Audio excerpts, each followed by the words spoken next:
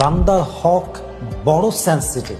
আপনি যে কোনো অন্যায় করেন, maybe it could be forgiven in your grave. কবরে যাওয়ার পরে আল্লাহর সঙ্গে রিলেটেড যত রাইটস আছে, যত হক আছে, এটা আপনি নষ্ট করলে আল্লাহ আপনাকে ক্ষমা করতেও পারেন, because it is in the hand of Allah সুবহানাহু ওয়া তাআলা।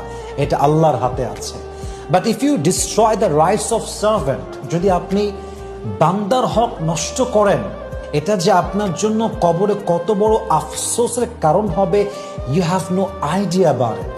কবরে যাওয়ার পরে যে কোনো গুনাহ মাফ হতে পারে, বাট আপনি যদি কোনো বান্দার হক নষ্ট করেন, কারো জীবনকে অশান্ত বানায় দেন, কারো জীবনকে জাহান্নাম বানিয়ে দেন, কারো জীবনের খুশি কেড়ে নেন, কসম আল্লাহে, আল্লাহর কসম করে বলছি, যতক্ষণ পর্যন্ত সেই বান্দা আপনাকে মাফ না করবে, ক্ষমা না করবে, আপনার এই গুনাহ কখনো ক্ষমা হবে না। সো প্লিজ, কখন